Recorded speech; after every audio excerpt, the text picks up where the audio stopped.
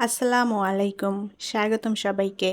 Cooking হাউজের আজকের আয়োজনে আপনাদের জন্য নিয়ে এসেছি করলার ভীষণ মজাদার একটি রেসিপি। আজ রান্না করব করলা ভুনা। যারা করলা খেতে পছন্দ করেন, আমার আজকের রেসিপি তাদের কাছে ভীষণই ভালো লাগবে। তিতার কারণে অনেকেই করলা খেতে চান না। আজকে আমি যেভাবে করলা রান্না করেছি, এভাবে রান্না করলে করলা একদমই তিতা হবে না। সবাই চেটেপুটে খেয়ে নেবে, এতটাই টেস্টি এবং মজার হয় এই করলা ভুনাটা। এই করলা ভুনাটা সাদা ভাত কিংবা পোলাও সব কিছুর সাথেই পরিবেশন করা যায়, খেতে দারুণ লাগে। আর এই করলা ভুনাটা রান্না করাও কিন্তু খুবই সহজ। তাহলে চলুন কিভাবে করলা ভুনা রান্না করি সেটা দেখে নেই। প্যানে পরিমাণ মতো তেল দিয়ে দেব। এই রান্নাটা সরিষার তেল অথবা রেগুলার রান্নার তেল যে কোনো একটা দিয়ে করা যাবে।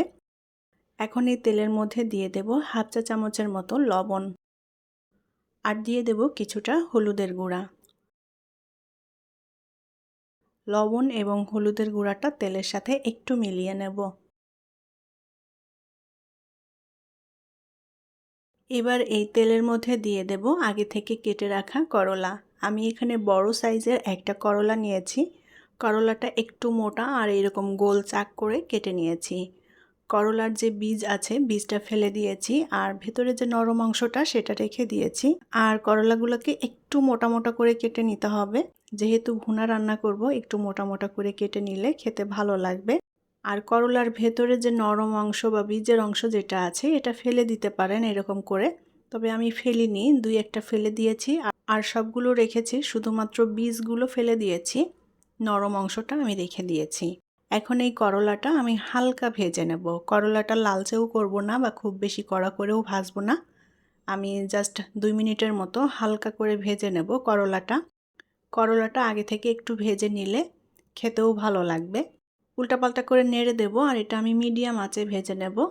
করলা ভুনাটা অনেকেই অনেকভাবে করে থাকেন।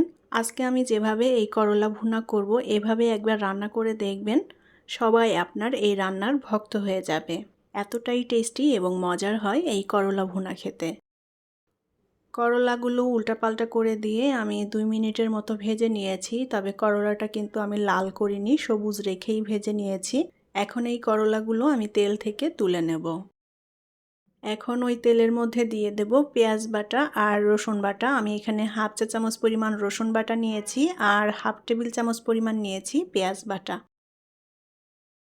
পেঁয়াজ আর রসুন এখন একটু ভেজে নেব, যাতে এগুলোর কাঁচা গন্ধ চলে যায়। মশলার পরিমাণটাও আমি এখানে কম দিচ্ছি। অবশ্য যতটুকু করলা নিয়েছি সেই আন্দাজ মতো করেই মশলাটা দিয়ে দিতে হবে। এখানে মশলার পরিমাণটা যে যতটা রান্না করতে চান সেই আন্দাজ মতো করেই দিতে হবে। তবে এই করলা ভুনাতে অতিরিক্ত মশলা হলে খেতে ভালো লাগবে না। পেঁয়াজ রসুন আমি একটু ভেজে নিয়েছি, এগুলোর কাঁচা গন্ধ চলে গিয়েছে। এখন এর মধ্যে পানি দিয়ে দেব কিছুটা। এবার এর মধ্যে দিয়ে দেব হলুদের গুঁড়া হাফ চা চামচ পরিমাণ, জিরার গুঁড়া দিয়ে দেব হাফ চা চামচ পরিমাণ। আমি এখানে টালা জিরার গুঁড়াটা নিয়েছি। শুকনা মরিচের গুঁড়া দিয়ে দেব হাফ চা চামচ পরিমাণ। লবণ দিয়ে দেব স্বাদ মতো। এখানে আমি কোনো ধনিয়ার গুঁড়া ব্যবহার করছি না। কেউ যদি ধনিয়ার গুঁড়া দিতে চান সেটা দিতে পারেন। মশলাটা এখন ভালোভাবে কষিয়ে নিতে হবে। করলা ভুনাতে আর কোনো মশলা আমি ব্যবহার করব না। যে মশলাটা দিয়েছি এই মশলাতেই রান্না হয়ে যাবে। মশলাটা ভালো করে কষিয়ে নিতে হবে। মশলাটা যত ভালো করে কষানো হবে, খেতেও ততটা টেস্টি হবে। অল্প আঁচে আমি মশলাটা ভালো করে কষিয়ে নিয়েছি। মশলা থেকে তেলটাও ছেড়ে দিয়েছে। এখন এর মধ্যে সেই আগে থেকে ভেজে রাখা করলা দিয়ে দেব। এবার এই করলা ভালো করে মশলার সাথে নেড়ে চেড়ে মিশিয়ে নেব।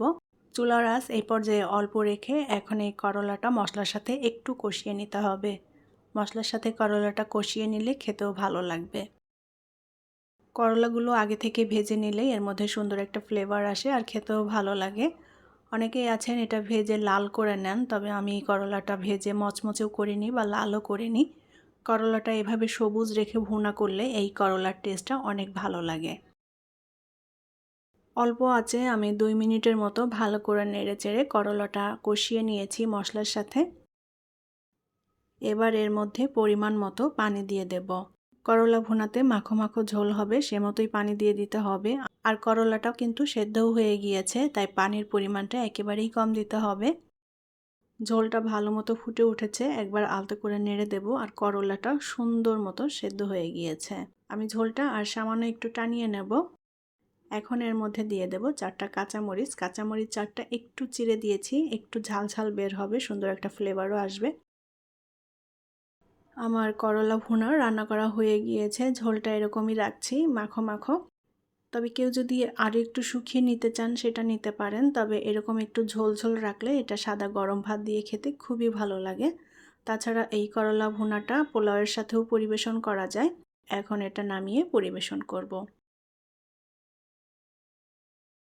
তৈরি হয়ে গেল দারুণ মজাদার এবং টেস্টি করলা ভুনা। যারা করলা লাভার আছেন, করলা খেতে পছন্দ করেন, তাদের কাছে আশা করছি ভীষণই ভালো লাগবে। আর এই করলাটা একদমই তিতা হয় না এভাবে রান্না করলে। যারা তিতার কারণে করলা খেতে চান না, তারাও এভাবে একবার রান্না করে দেখবেন, খুবই ভালো লাগে খেতে। আর এভাবে করলা ভুনা রান্না করলে এটা খেয়ে সবাই আপনার রান্নার ভক্ত হয়ে যাবে। আশা করছি রেসিপি ভালো লেগেছে। যদি রেসিপিটি ভালো লেগে থাকে তাহলে প্লিজ ভিডিওটি শেয়ার করবেন। পরবর্তী রেসিপি দেখার আমন্ত্রণ জানিয়ে বিদায় নিচ্ছি। আল্লাহ হাফেজ।